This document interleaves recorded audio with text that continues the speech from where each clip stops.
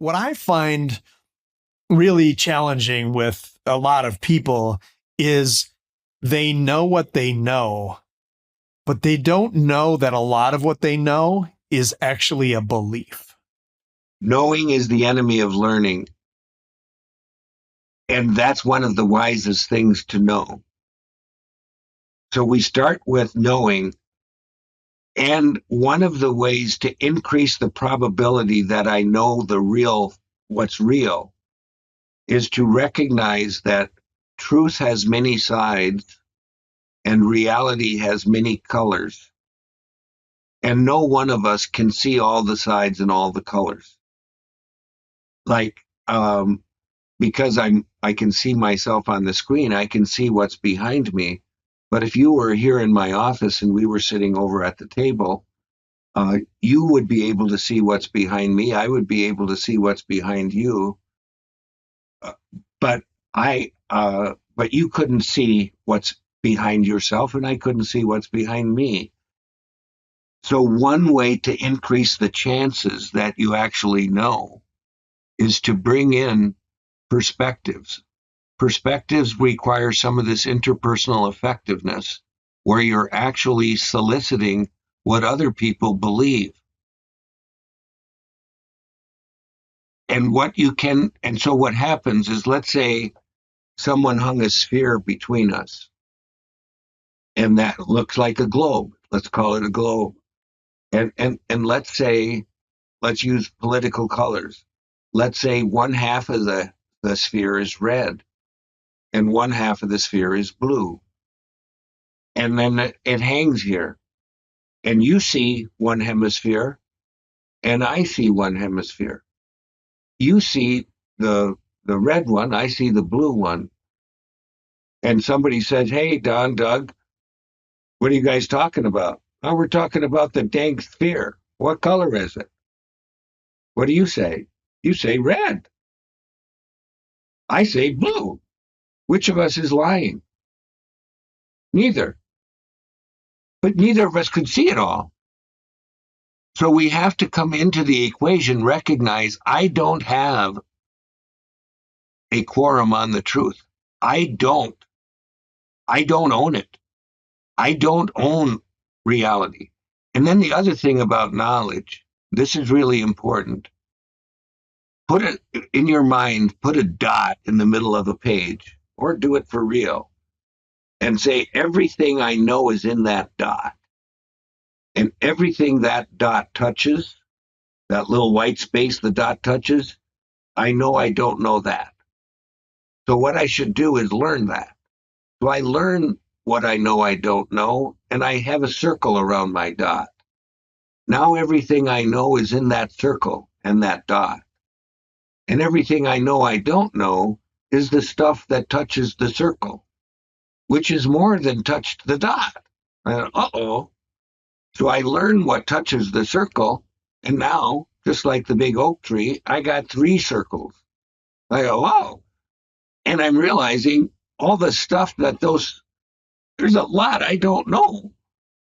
The more I learn, the more I know I don't know. Knowing is the enemy of learning.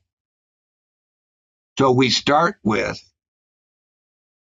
this gives us an opportunity to increase the odds of knowing what the real truth is by asking other people, what do you see?